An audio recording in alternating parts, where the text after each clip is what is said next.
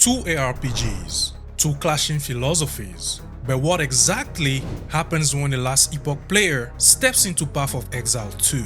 Spoiler, it's not what you expect. I spent a lot of hours in Last Epoch, a game that feels like it was built by developers who genuinely want you to enjoy yourself and take your sweet time. It's streamlined, forgiving, and generous. But stepping into Path of Exile 2 is like being thrown from a warm, cozy living room straight into a brutal gladiator arena. Now, quick disclaimer, this video is not about saying one game is better than the other. Instead, it's about walking you through the journey, the culture shock of going from Last Epoch's first player design to Path of Exile's too punishing yet oddly rewarding philosophy. And with both games evolving rapidly, like Last Epoch announcing its first major expansion alongside a console launch, and POE2 soon dropping one of the biggest endgame overhaul in its history, the timing couldn't be more perfect to compare them. We'll break this journey into 5 stages, all timestamp below, and along the way, I'll highlight the surprises, the frustrations, and ultimately, the lessons both games have to offer. By the end, you'll know whether to try POE2 now, and exactly how to avoid the most painful mistakes new early players make on day 1. So let's start with the very first thing I felt in my bones.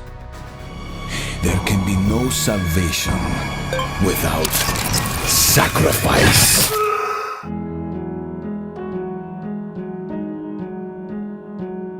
If Last Epoch is a gentle, loving grandma that bakes you cookies and makes you feel comfortable, Path of Exile 2 is that drill sergeant that takes your training wheels and even takes your lunch. Or better yet, is that sexy tall girl, beautiful on the outside, charming, but ever so slightly an abusive dominatrix. In Last Epoch, I barely have to think about the little things. I can auto-sort my inventory with one button, letting me focus on the grind instead of playing inventory management, the game. Crafting materials auto-vacuum into my inventory tab, which means less time picking things off the floor. Stash tabs cost just a handful of gold, and by gold I mean in-game gold, not your hard-earned real-life money. I can access my crafting bench with a button press from anywhere, which lets me craft upgrades on the fly without needing to teleport to town every 5 minutes. I can access a full in-game wiki to remind me of anything I might have missed, with no PhD required. And this still blows my mind, by the way, that more games don't do this in 2025. I even have a loot filter baked into the game itself, letting me fully customize what drops and lights up on my screen at any time. No visit to a third-party site necessary. It's elegant, streamlined, and most importantly, it respects my time. Now, as someone that has been spoiled by convenience, going to Path of Exile 2 felt like someone had ripped the carpet right from under me. Tedious inventory management, constant item pickups that I have to sort before sending to their own stash tabs, endless town trips to empty my stash, and up until recently, no in-game trade.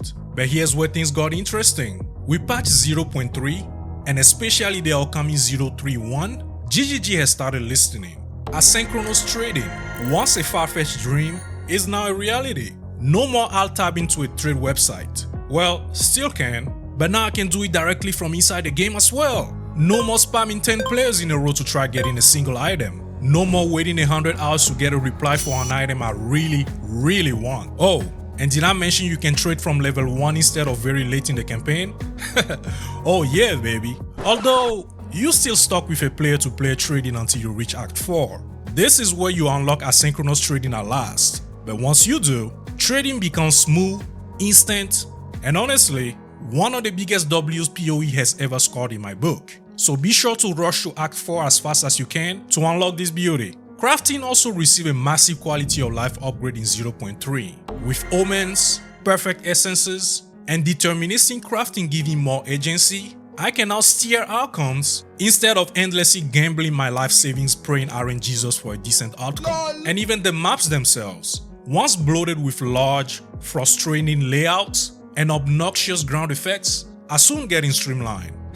Don't get me wrong though, even with these improvements, POE2 still has friction areas. Inventory still fills up quickly with only a handful of items, and upgrades are few and far between. But it's only by the time I reached the endgame that it all clicked.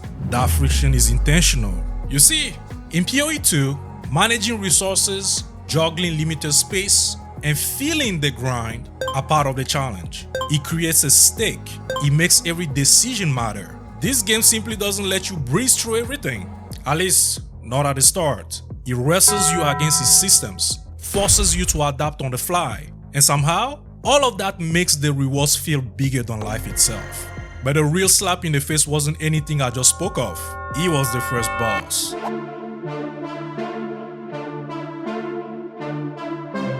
Combat is where the contrast is simply night and day. Last Epoch leans hard into the power fantasy. Movement is quick, skills are flashy, and enemies melt fast. Even bosses, though beautiful designed, are often pushovers until you hit high corruption. Well, at least that was the case until Season 3, where things felt a little more challenging, especially in the campaign. But with a decent leveling guide, still a breeze. Most fights can be brute forced, and you feel powerful before even starting the end game. It feels good. It feels rewarding. It gets that dopamine flowing and makes you crave for more. Path of Exile 2 on the other hand is built on the Soulslike foundation. The pacing is slower, attacks are telegraphed, I can dodge roll as much as I want without worrying about cooldown, and bosses. Man oh man, these bosses are simply on a different level. They each feel unique with very distinctive themes. They are visually striking. They each have a personality setting them apart from the next. And don't expect to kill these guys out of their monologues like you can in Last Epoch. Nuh-uh. Every time I faced one, I felt compelled to hear what they had to say. I am no lore junkie for sure, but man, sometimes I would just pause and take in a moment to listen to them. We must stay focused, brothers. We must stay focused. However, do not be fooled. They will punish every mistake. Get too cocky and overcommit? Thought positioning was safe?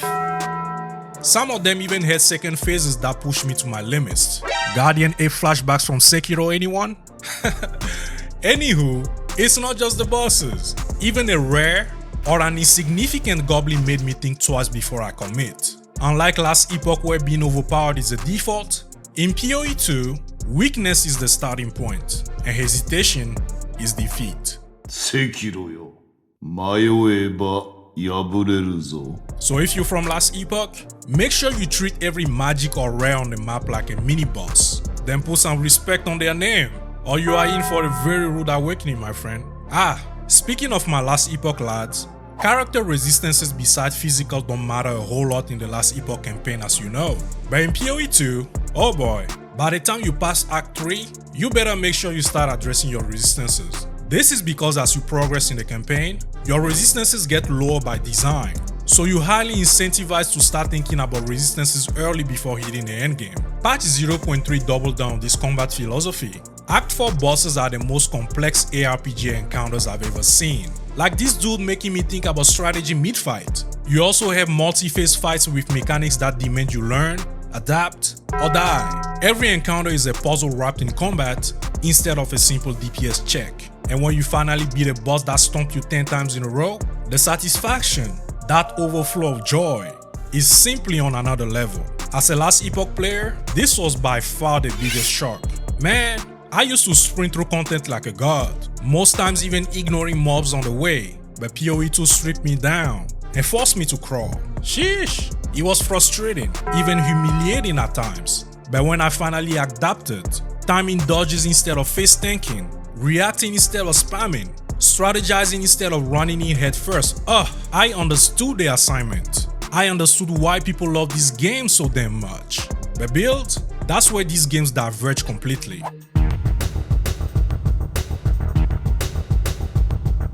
Now this is where both games flex their identities. Last Epoch's complexity lives in its skill trees. Every ability you use has its own progression system, letting you reshape how they work or completely change how they work. This is thanks to how items are built around specific skills. Take a look at this drain life skill from the Acolyte for instance. It's supposed to drain life out of your foes. Sexy, right? Now suppose you pair this with a unique which alters its functionality, and suddenly, drain life becomes a Gatling gun of death, shedding on anything in radius. Insane, isn't it? Beautiful part is, a lot of skills don't even require heavy investment to reap their rewards. Furthermore, skills also interact with each other, letting you passively trigger them without manually casting them. And because respec is cheap, maybe not in the campaign, experimentation is highly encouraged. This is probably what I love the most about Last Epoch. POE2's complexity, on the other hand, comes from its passive tree and support gem system. Take a look at this gigantic passive tree alone. It's like staring at the map of Disney World for the first time. Overwhelming, colorful, and I had no idea where to start. Most new players look at this and go, nope, I'm good. But what most beginners don't know is each class usually starts on a deterministic side of the tree, and you can mostly just stick to that one side of the tree for your build, unless you're building a monstrosity like this. The possibilities are truly endless, and as if that wasn't enough, they even added more passive nodes in the current season. Skills follow the same principle where freedom can easily lead to a confusing mess if you don't know what you're doing. Unlike Last Epoch where active skills have their own skill trees, POE2 uses a gem system where you attach support gems to active skill gems.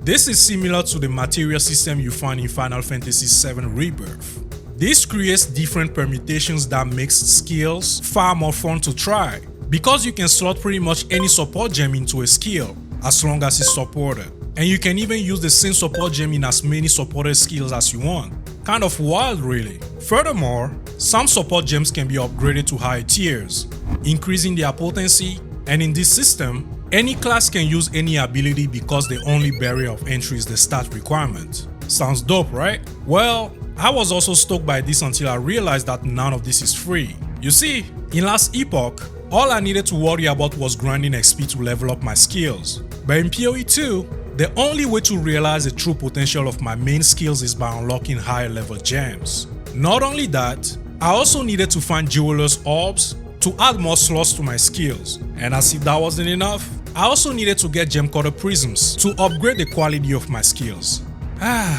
Needless to say, none of this is achievable on a fresh character in a fresh league. Unless you somehow have loads of currency lying around, or have friends you can trade with. Level 5 support gems are nowhere to be found till very late in the campaign, and the rarity level of Jeweler's Orbs only increase in price and accessibility. So as a new player, it's paramount to find which one or two skills that make your build shine ahead of time, and only maximize those skills first by raising their quality to make them more potent and augmenting the number of links they have with Jeweler's Orbs. This will let you slot in more support gems, and by doing this, you ensure you're always a step ahead of the grind by knowing exactly what you're looking to get next. Now, don't get me wrong, getting resources to make this happen at first was a pain, and some of the rarest resources were very expensive on a fresh account. I felt quite underpowered until those things aligned, and yet, when it all came together, when I finally unlocked that synergy of gems, passives, and gear,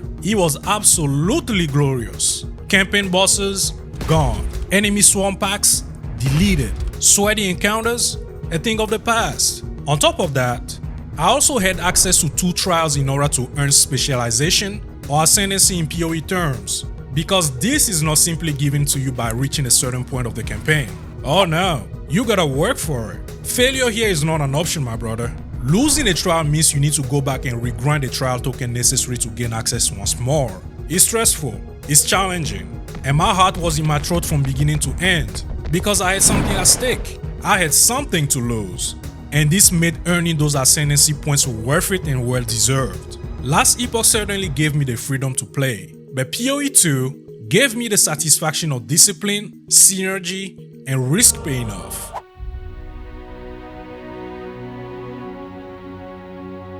Loot is the lifeblood of any ARPG, and here's where Last Epoch and Path of Exile 2 diverge so dramatically that it almost feels like they are from different genres. In Last Epoch, loot rains like confetti, from loot shrines, to loot wizards, to the nemesis system, to random loot explosions from the most unexpected mobs, and even before hitting the endgame, you are constantly finding frequent upgrades. And the crafting system? I have never seen anything like it in any other ARPG. It is a dream for anyone who hates wasting time. It's deterministic by nature and design, meaning if you want a very specific affix to make an item godly, you can simply salvage it from another gear and craft it on the piece you really want with confidence. Things get even better when you join the Circle of Fortune, one of the in-game guilds. Here, you have access to prophecies that let you specifically target farm the piece of gear or currency your heart desires. This is massive, as it allows you to pretty much hunt down anything your build requires, and doing so without relying on RNG the whole way, or endlessly farming for days with no results. Now if crafting is not your thing, well fine, just join the Merchants Guild, Last Epoch's second in-game guild, where you can straight up just buy any gear you want. Well, as long as you have enough gold and guild specific reputation to do so, of course.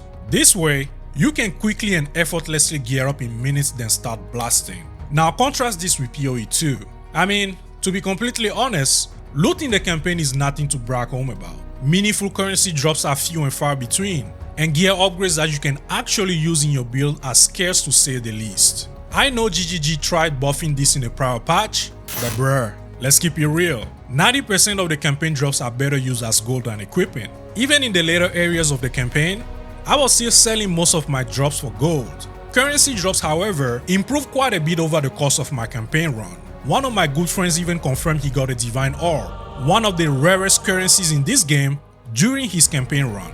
Simply put, overall, the campaign drops felt stingy at best. This script though is completely flipped on its head when I entered the endgame. We'll talk about the endgame in a second, but for now just know, maps in this game can be juiced to illegal levels and land some insane drops. This is where my addiction to this game really started sinking in. I mean, even with barely juiced maps, I was still dropping rare currency, gear items I could actually consider upgrades, then even if I wasn't landing gold rolls, I was still dropping items with potential to be insane once I craft on it for a little. And speaking of which, let's talk about crafting.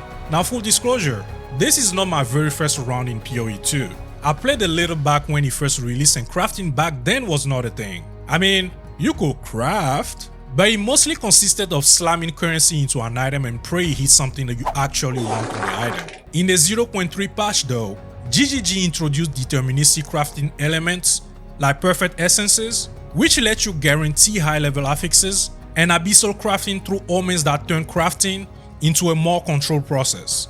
I was actually very surprised at how well it works and how easy it became to craft a godly item, provided you have the currency to make that happen, of course. Suddenly, crafting feels less like praying to RNGesus and more like steering a ship through rough waters. Still bumpy, but at least you got a steady rudder. You can even use a site like Path of Exile to run crafting simulations before committing to spend your hard-earned currency in-game.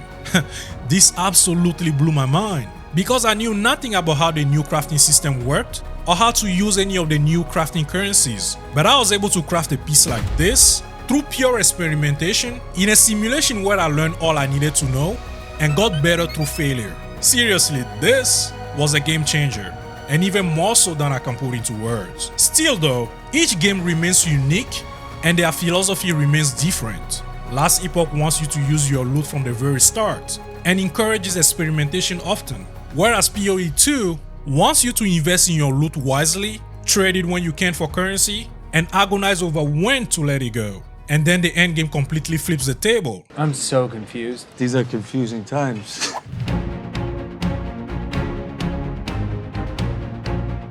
Endgame is where an ARPG can sink or swim. This is where players rage quit in masses or stick around asking for more. And both Last Epoch and POE2 are making bold moves to define their own identities. Last Epoch's endgame historically used to be its weakest link.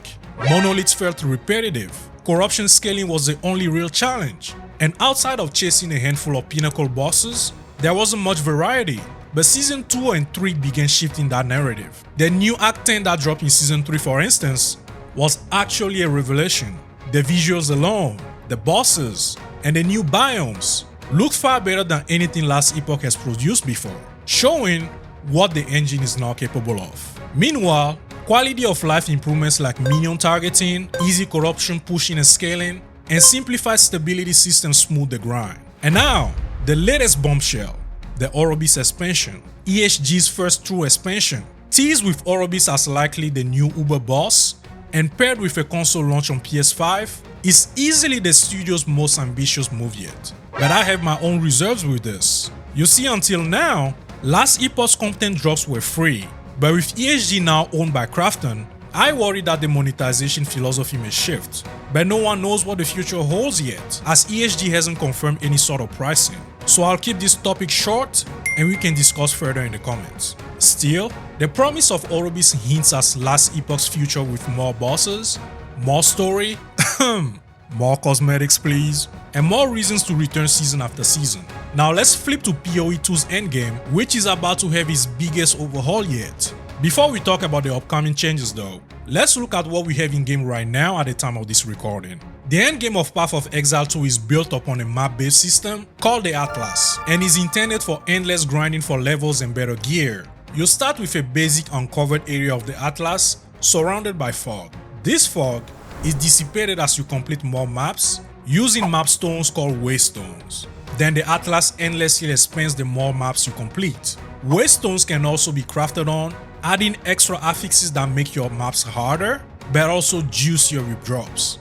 This, my friend, is what we call map juicing. Now inside each map, you'll find any of these endgame activities, each very distinct from the other, and these can further dramatically increase how much loot you gain from a given map. While traversing the Atlas, you come across towers which can uncover larger areas of the world, and you can slot a tablet inside a completed tower which directly influences the content available in each map node within the radius of said map.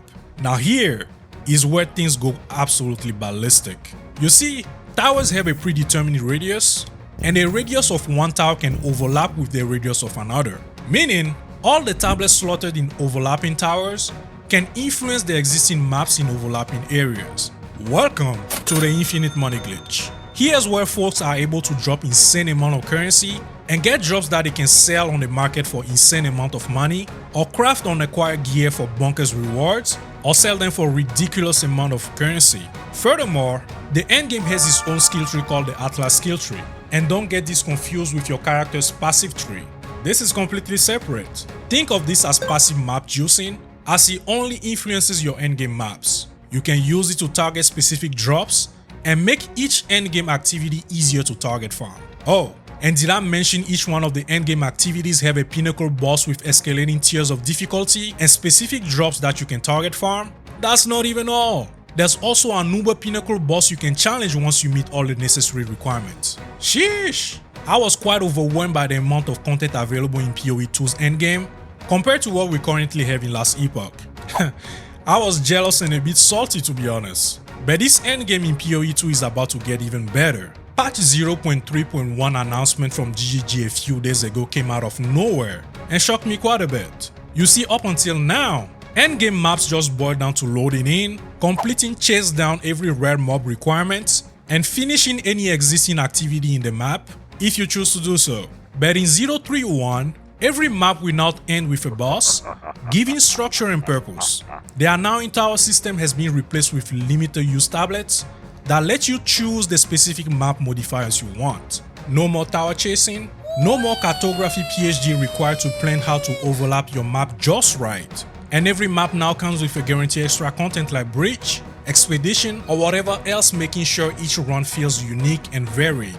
Even the Atlas got trimmed. 15 of the most obnoxious maps were reduced in size, and spawn rate for citadels required to access Uber content shot up by 66%. Annoying map modifiers like constant burning or chilling ground were nerfed into oblivion, thank God. For the first time since I've started playing POE2, the endgame is actually about to feel less like a slog and more like a playground. So where does any of this leave us? Those who obsess with death, let them soon be acquainted with it.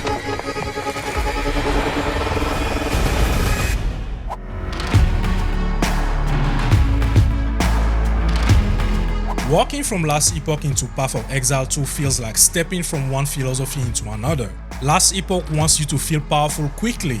Its deterministic loot, forgiving skill respects, and quality of life systems make it a heaven for players who want freedom, fun, and creativity without constant punishment. With the Orobis expansion on the horizon, a likely Uber boss to test our builds, and a console debut to grow our player base, Last Epoch is on the edge of its biggest leap forward. The only question is whether its monetization will remain as player-friendly as it's been. Path of Exile 2 meanwhile wants you to struggle first, then triumph. Even with recent quality of life buffs, its design is built on limited loot, punishing bosses, meticulous planning, and a lot of commitment-heavy builds. But that's just its identity, And the latest patches prove GGG knows how to sharpen that identity without dulling it. The addition of asynchronous trade that players have been asking for since the beginning, deterministic crafting, and streamlined maps mark a new era where POE2 is finally becoming more playable without sacrificing its soul.